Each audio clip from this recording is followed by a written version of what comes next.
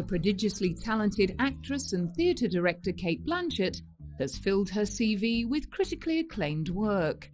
At just past 40, the ethereal beauty has won multiple acting awards and featured opposite some of the world's greatest leading men, in between raising a family of 3 boys with her writer husband Andrew Upton. Her punishing schedule would bring lesser mortals to their knees, but Cate has always risen to the challenge. In 2008, she was taking it all in her stride. Well, I'm in an incredible situation at the moment, having played, been offered 2 extraordinary parts, and then my husband and I have just taken over as co-artistic directors of the Sydney Theatre Company, which is a very new and huge responsibility for us and a huge focus in Australia. And I'm also pregnant, so I'm pulled in quite a few directions, which is nice because it means that you can just take the enjoyable bits from the nominations and not get caught up in the pressure. Cate was born Catherine Elise in Melbourne, Australia in 1969, to an Australian teacher and an American petty officer in the Navy, who died when Cate was just 10. Along with her older brother and younger sister, she completed her schooling in Melbourne before moving to Sydney to train at renowned acting school NIDA. In her first major stage role, she was lucky enough to be cast opposite Geoffrey Rush in the David Mamet play Ollieanna. In 2007, at the premiere of Elizabeth the Golden Age, Geoffrey remembered his introduction to the actress. Come like a marker because I saw Cate in her final year at drama school and was, just as an audience member, completely astonished by her capabilities. And then the following year we got to do a play together and we did some more theatre. And then 10 years ago we ended up on a soundstage at Shepperton, dressed as Queen Elizabeth I of Malta, and going, how did we get here? What happened? Many of Cate's most praised performances have come via her portrayals of real historical figures. It was the eternally fascinating Virgin Queen Elizabeth I who delivered Cate her first major hit. Any controversy surrounding the decision to revisit English history in the 16th century with an Indian director and 2 Australian leads was silenced when the film was released. Cate wasn't surprised to see the film, directed by Shekhar Kapoor, attract a massive audience as well as multiple awards, including an Oscar and 6 BAFTAs. When we look back on that age, we can, when we study it in school, it's a very textbook, quite dry way of looking at history, when in fact they lived and breathed, they had sex, they felt anger, rage, envy, and incredibly violent thoughts, and they also had this incredible poetic sensibility. I think it's when language, in a lot of ways, in England was at its great height. 9 years later, Cate and Geoffrey revisited the royal court.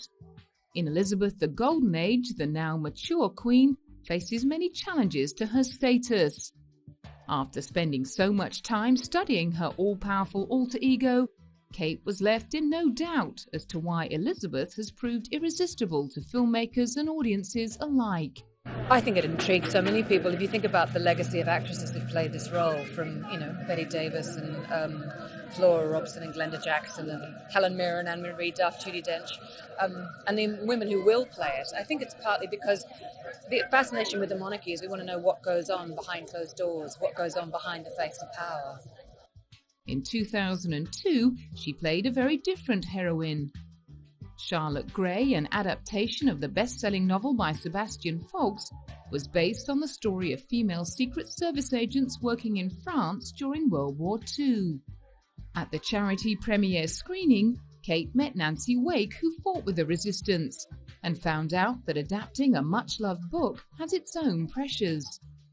But Sebastian did write me a letter the other week saying that he loved it, and he's a film critic as well as a novelist, and he said that it worked as a film, and I think that's the most important thing, because it's such a complex book and she's such a complex character, and it's a very difficult thing to sort of realize that on screen, but hopefully we've maintained the spirit of the novel as we perceive it, Happy in tears. Oh, well, I mean, maybe I'm glad that worked for you. She'd also met some real-life members of the resistance. We were lucky enough to meet a couple, and a couple here tonight, which is incredible. I mean, in the end, we're just making films, but these people have actually lived it. And I'd been in production of plenty on the West End, so the territory of the SOE was not unfamiliar to me. But to actually meet the women who'd gone through this was, you can't beat that, because it hits home to you that it did actually happen. The following year, Cate's famous ear for accents had to adapt again, this time to portray the Irish journalist Veronica Guerin, who was murdered for exposing drug lords. There's a particular challenge when you're playing someone who lived and died so recently and has been so claimed by the Irish public. But you can't play an icon or a saint. You have to play a human being. Veronica staged a 2-year war against the drug barons in the pages of Dublin's Sunday Independent newspaper, before she was shot dead at the wheel of her car in 1996. Cate spent a month in Dublin before the shoot, talking to the journalists, families and friends, watching footage and reading articles. She found Veronica's world both fascinating and shocking.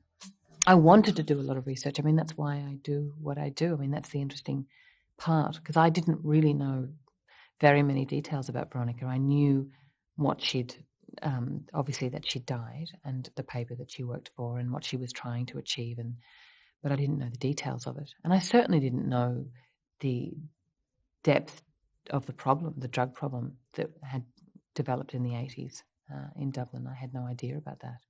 So I found that fascinating. And also knowing in retrospect now what she was going through personally at the time, and then watching her television interviews and her radio interviews, I found it very fascinating and moving what she couldn't say and the way she dealt with the pressure. So, yeah, I mean, those are all things that I wanted to do.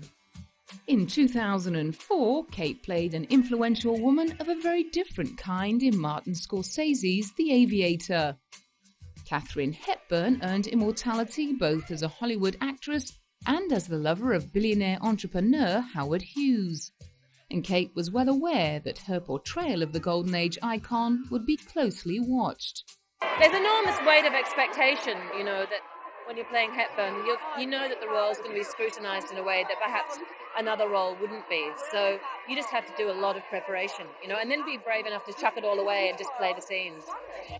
Although the story of the rise and fall of the eccentric Howard Hughes appeared to be a very American story, Cate felt it would reach a wide audience. I think the influence of the so-called golden age of Hollywood is global, and I think that the fan base of people like actors like Ava Gardner and Jean Harlow and Hepburn is it's not just particularly American. And the great thing about when you work with a genius like Scorsese, his work transcends his particular culture, and he's talking about an individual, a remarkable individual. She pushed the bar even higher in her most recent biopic. The multi-award-winning I'm Not There took a novel approach to telling the story of Bob Dylan, with 7 actors playing different parts of the singer and songwriter's personality. Cate took on the challenge alongside Heath Ledger, Christian Bale and Richard Gere, and considered the film more like a riff on a creative personality than a biography. And she loved the creative freedom it brought. Well, I was liberated from that in the very fact that I'm female playing him. So the audience knows that none of us are playing Dylan. None of us are called Dylan. So it wasn't about, an imitation. It's a much more kind of poetic, surreal rendition of whatever the facts are. So I found it utterly liberating, to tell you the truth.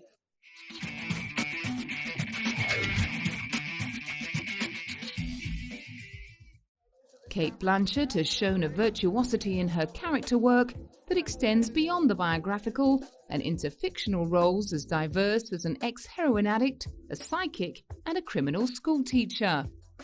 In 1997, she landed her first leading role in an adaptation of Peter Carey's Oscar and Lucinda by Australian director Gillian Armstrong. The film, co-starring Ralph Fiennes, centres on a tragic romance between 2 compulsive gamblers.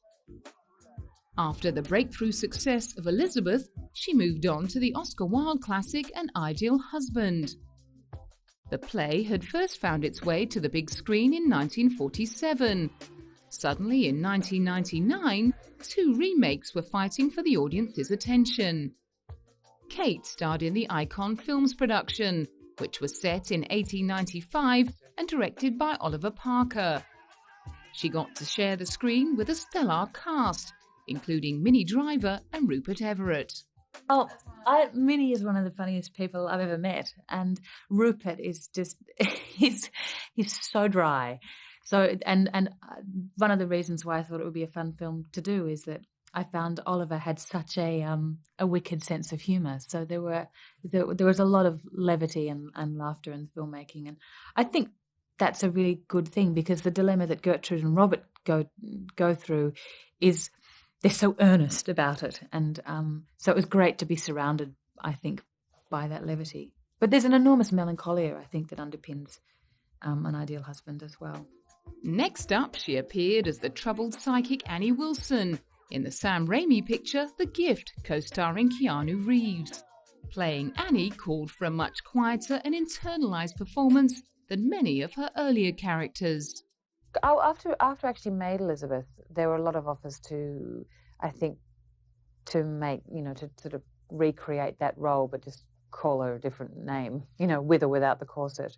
And I didn't find that particularly interesting. And I found it really liberating to sort of play character roles, so I could just keep working and trying out different things. Because, you try things out, some things work, some things don't, but and I really love this story. I'd never seen a film like it. For the next few years, her services were intermittently required on the set of the Lord of the Rings trilogy, where she played the role of Galadriel, the fairest elf of them all. In 2004, she appeared opposite Tommy Lee Jones in The Missing, a suspense thriller set in 19th century New Mexico. Cate played a young farmer whose eldest daughter is kidnapped by a psychopathic magician. Tommy Lee portrayed her estranged father. But for Cate, the greatest challenge was learning to ride a horse. Yes, I'm quite urban. I don't like to be too far away from an espresso machine. But I promised Ron I could do it. And I think when you make a promise to Ron Howard, you have to deliver. And it's very different than going on a holiday and thinking you might horse ride. When you know the cameras are going to roll in 6 weeks, you've got to be able to bloody well do it. And particularly when you're riding alongside someone like Tommy Lee, who's a consummate horseman and knows everything there is to know about the Southwest. So, he was an enormous lexicon for me and was really generous with his knowledge. The same year saw the release of a unique comedy. The Life Aquatic with Steve Zissou was a Wes Anderson production starring Bill Murray as a world-famous oceanographer whose career is on the wane. Cate played a journalist, writing a piece on Steve Zissou's mad hunt for a mythical shark. Bill's very unpredictable. And I think that he was in his reaction to seeing the film, it seemed he was quite, which you never would have guessed at the time, quite confronted as to how horrible and unlikable Steve Zissou is. Because Bill is a character that we all embrace because he's entertained us and surprised us for so long. But he's a very unpredictable performer, and I really like that because you never know which angle he's coming from next. In between films, Cate made her way back to Australia for a theatre production of Hedda Gabler. And while she was there, she played the role of Tracy Hart in the homegrown film Little Fish. Tracy is a 32-year-old ex-junkie trying to get her life together, and Cate found something in her character to connect with. I think it's, in every single person I know in some way has felt they've let themselves down. They felt that they've missed an opportunity. And I know a lot of people, and I felt, my early part of my 20s, I felt like things were slipping away from me. And, when you come out of drama school and you don't start working, not to the extent that Tracy has, obviously, but I think everyone can relate to that. And it's how you pick yourself up that's a testament to your character. And I find her struggle, all the character struggles, really endearing and quite heartbreaking. Even by Cate's lofty standards, 2006 was to prove an exceptional year. As well as starring in the multi-award-winning Babel alongside Brad Pitt as American tourist caught in the wrong place at the wrong time, she got up close and personal with George Clooney in the espionage thriller A Good German, directed by Steven Soderbergh. The same year, she also made the bold choice to play a schoolteacher who starts up a relationship with one of her students in the highly acclaimed Notes on a Scandal. I do. I love characters presented warts and all. I mean, I think that's otherwise what's there to play if there's no dilemma, if there's no journey for a character? It becomes very bland. The psychological thriller pitted Cate against Dame Judi Dench as an obsessive middle-aged colleague who comes to learn of Sheba's affair. I think there's a difference between being a bad person and doing performing bad actions, and definitely having sex with a minor is not something to be condoned. But it's drama, and I think that's great stuff to act with. It's an enormous dilemma, an incredibly heavy secret to carry around. And so I think the exciting and delicious thing for an audience is that she unburdens herself to the worst person in the world, who's Barbara Covert. More recently, Cate signed up to play a Russian officer in the long-anticipated return of Indiana Jones. And in the curious case of Benjamin Button, she reunited with her Babel co-star Brad Pitt to tell the story of a man who ages in reverse.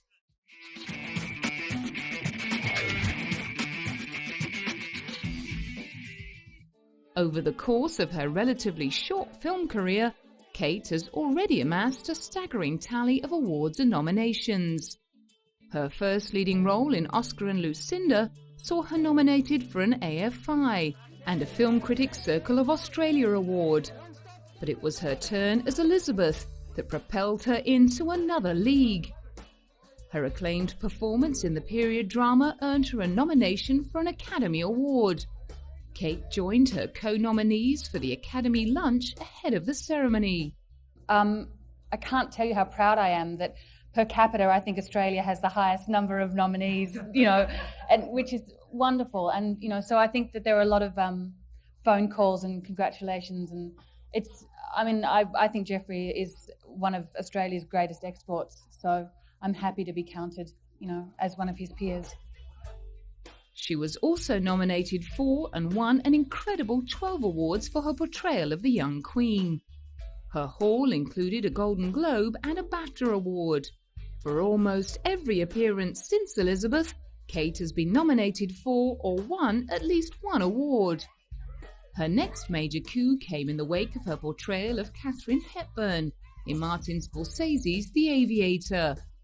She was nominated for a Best Supporting Oscar, and according to pre-ceremony buzz, Cate was a shoo-in for the gong. At the pre-Oscar lunch, she took her place alongside other prospective winners, and she thanked Katharine Hepburn for her place at the table. It's surreal. The Academy has obviously honoured her so many, and rightly so many times. So this is sort of her, just another, from the grave she's still being nominated. And without her there would be no role. So it is quite surreal. Pre-Oscar nerves aside, Cate was looking forward to the ceremony, whatever the outcome. If you can't enjoy it, if you can't enjoy the pleasure of being nominated, then it's crazy. You've got to enjoy it. There's plenty of times in one's career when people are, not celebrating your performances. So I'm thrilled to be here. No doubt she was even more thrilled to hear her name called, to step up and collect the Oscar for Best Supporting Actress. She also won a BAFTA and 6 other awards for the same role. For her daring performance in I'm Not There, she took out her second Golden Globe, along with the Volpe Cup for Best Actress. In total, she won 10 awards for her portrayal of Bob Dylan, and was nominated for 7 more, including an Academy Award. In the same year, she also won her second Best Actress nomination for her role as the British Queen in Elizabeth the Golden Age. That double whammy made her one of only 11 actors to have 2 acting nominations in the same year. Back in 2006, Babel had garnered Cate and her castmates an Ensemble Performance Award at the Palm Springs International Film Festival. And Cate was honoured with a Career Achievement Award, despite being only 36. Oh, look, it's brilliant. A career achievement. It's a very strange thing to receive. I sort of feel a bit young for it, really. But no, I'm thrilled. And to be part of the ensemble of Babel, I'm really proud of the film. Somewhere within her incredibly busy schedule, Cate has found the time to have 3 children with her husband Andrew Upton, whom she met in 1996 and married in 1997. Dashiell was born in 2001, Roman in 2004, and Ignatius in 2008. For all her fame and fortune, Cate isn't immune to the rigours of working motherhood. In 2003, while researching her role as Veronica Guerin, she found a resonance with a journalist's battle to balance her work with her family life. And I suppose on an unconscious level, not consciously, there must have been some sort of deeper understanding of what it meant to have a child, and, you know, that having to tear yourself away from your work to be with your child and having to tear yourself away from your child to be with your work. I mean, that's the balance of life with, you know, parents who work. Although she is best known for her film career, Cate has maintained her love of theatre, appearing in many productions internationally and in Australia. In 1999, she even met the Queen after appearing in the David Hare play Plenty. In 2008, Cate and her playwright husband signed a contract with the Sydney Theatre Company to serve as artistic co-directors for 3 years. Directing one of the leading contemporary theatres in the country offers the couple an incredible opportunity to bring their vision to the Australian stage.